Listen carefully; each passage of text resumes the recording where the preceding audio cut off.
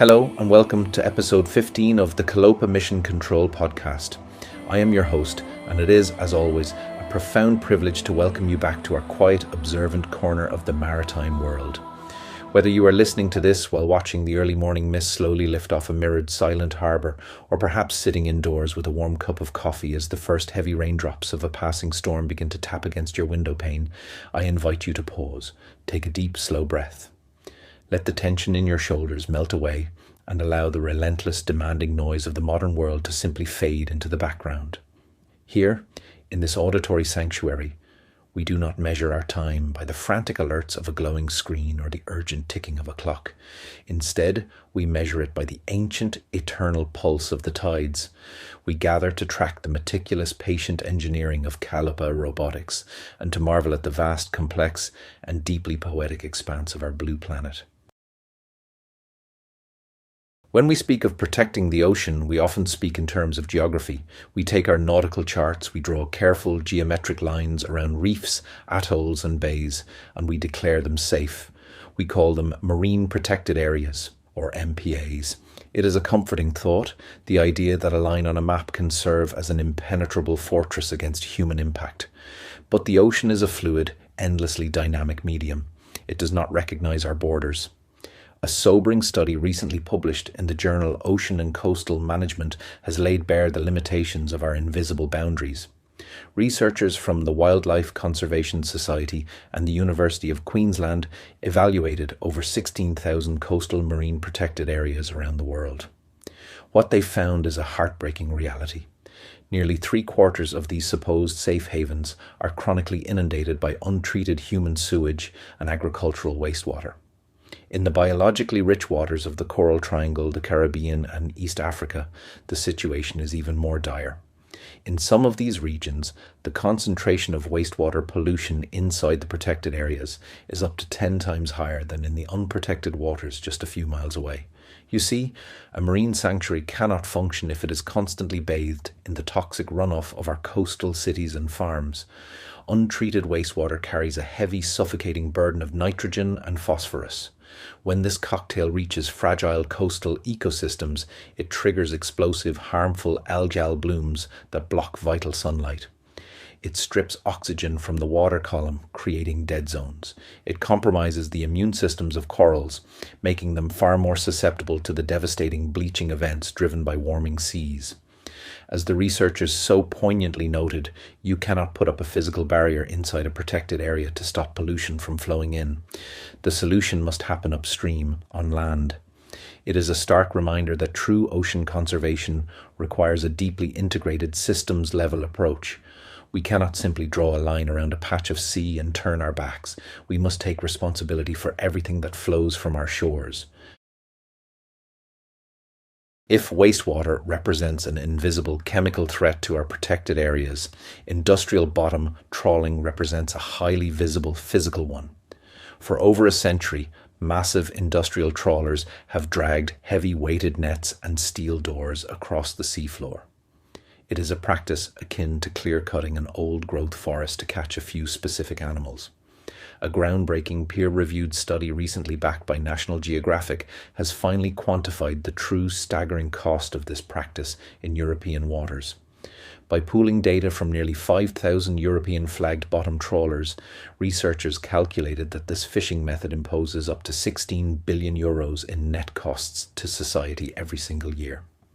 The vast majority of this cost comes from the violent churning of the seabed. When heavy nets scrape across the ocean floor, they release carbon dioxide that has been safely locked in the marine sediment for centuries. European trawlers alone are responsible for injecting over 112 million tons of carbon dioxide into the atmosphere annually. Furthermore, the nets sweep up thousands of non-target species, discarding them as worthless bycatch and devastating the complex benthic habitats that support all marine life. Now, compare that €16 billion societal cost to the profits actually generated by the industry, a mere €180 million. As the researchers bluntly stated, it is not just an environmental disaster, it is a profound economic failure. Yet, armed with this undeniable data, the tide is finally beginning to turn. In a landmark ruling, the District Court of The Hague in the Netherlands recently declared that unlicensed bottom trawling in the Doggerbank is unlawful. The Doggerbank is a shallow, biodiverse sandbank that has long been described as the nursery of the North Sea. It supports sharks, rays and delicate cold water corals. For years, fleets operated within this protected zone without proper environmental scrutiny. Now, the court has ruled that governments bear a legal responsibility to regulate and assess bottom trawling's impact. This ruling echoes across the continent. Greece has already announced it will become the first country in Europe to ban bottom trawling in all of its marine protected areas by 2030, and Sweden is following suit. We are finally beginning to understand that the seabed is not an empty desert to be ploughed, but a vital living foundation that sustains the entire ocean. When we do grant the ocean the peace and stillness it requires, the scale of what we can achieve is truly breathtaking. In recent weeks, we have seen the global community take monumental leaps forward in marine conservation. On the international stage, the High Seas Treaty, formerly known as the Agreement on Biodiversity Beyond National Jurisdiction, has officially entered into force. This historic framework finally provides a legal mechanism to establish massive marine protected areas in international waters, which cover 2/3 of the planet.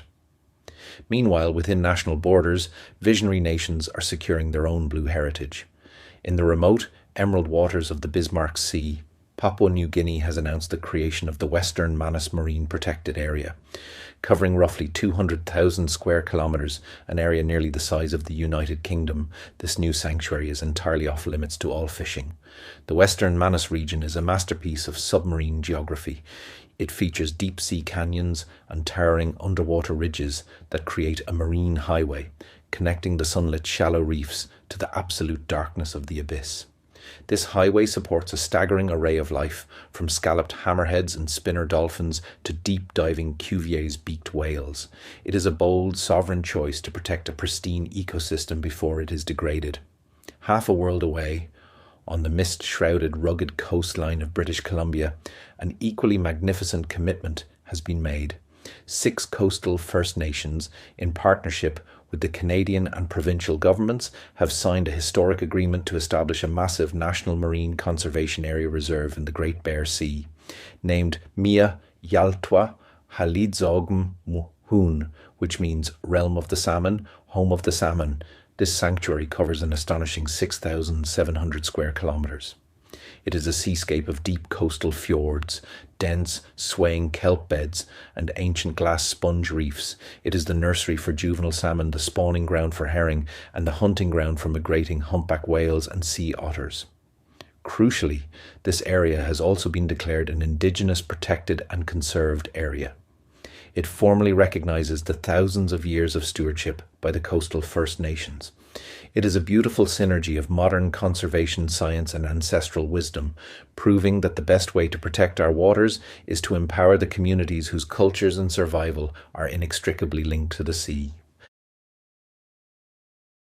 The challenge that links the invisible pollution of our coastal waters, the deep canyons of Papua New Guinea and the misty fjords of the Great Bear Sea, is the immense difficulty of monitoring and understanding these vast dynamic spaces. Which brings us to the very heart of what we do here at Kalopa Robotics. If you were to step through the heavy acoustic doors of our mission control room today, you would find the space bathed in a quiet, ambient glow. The primary telemetry screens, which usually scroll with live satellite data, are currently dark. We have no active missions at sea right now. Our fleet of 2.4-metre autonomous sailboats is resting safely in the engineering workshop. The boats smell faintly of dried salt, marine epoxy and soldering flux. Their bright yellow hulls are dry, their rigid carbon fibre wing sails are detached and resting on workbenches, and our engineers are deep in the meticulous, unhurried process of running diagnostic checks and upgrading our navigational code. While our fleet is safely in drydock, it grants us a rare, quiet moment to reflect on the rapidly evolving world of maritime robotics and our unique place within it. Just this week, industry news highlighted the delivery of 2 advanced autonomous surface vessels to the United States Marine Corps. Built by a major defence contractor, the Romulus 25 is a 27-foot high-speed interceptor capable of carrying 1,000 pounds of payload. It is powered by artificial intelligence and designed for coordinated military operations in contested coastal environments. It is a marvel of modern engineering, but it represents a philosophy of maritime robotics that is entirely different from our own. Here at Kalopa, we do not build high-speed interceptors. We build 2.4-metre sailboats. We do not rely on heavy diesel engines or massive battery banks. We rely entirely on the wind to push our sails and the sun to power our delicate sensors. We build our machines not for conflict, but for quiet, enduring observation. The lineage of our vessels is not born from military contracts, but from a vibrant, slightly mad and deeply collaborative global community of dreamers and engineers.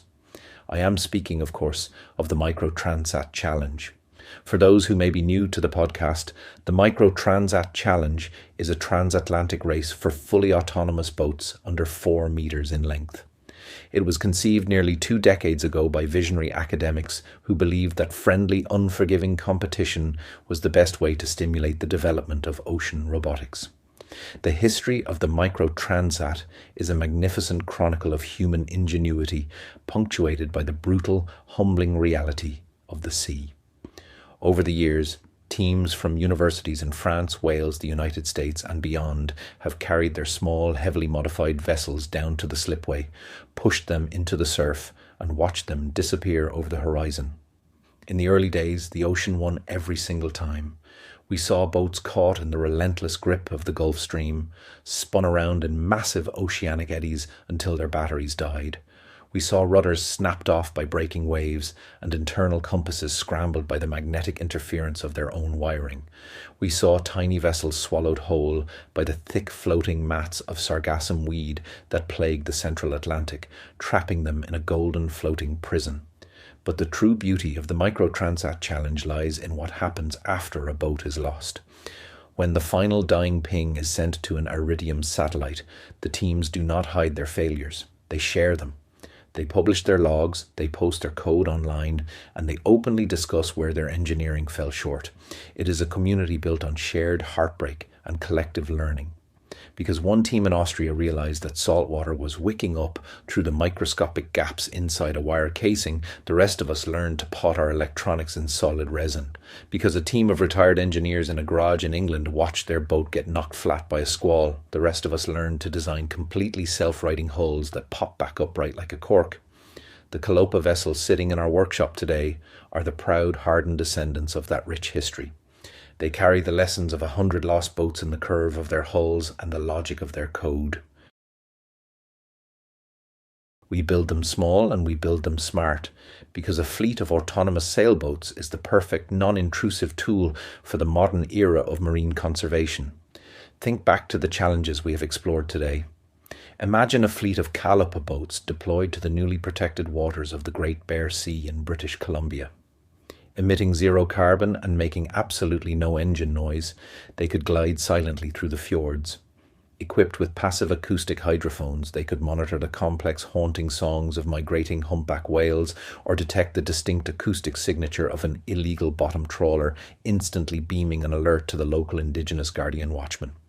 Imagine them sailing back and forth across the boundaries of the Western Manus sanctuary in Papua New Guinea for months at a time, serving as tireless, unblinking sentinels to ensure the deep sea canyons remain undisturbed.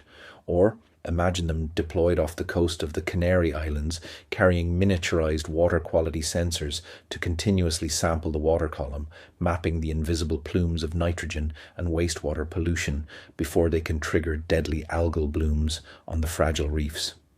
Our engineers spend their days obsessing over the friction of a rudder bearing and the efficiency of the solar charge controller. It is slow, demanding, and deeply meticulous work.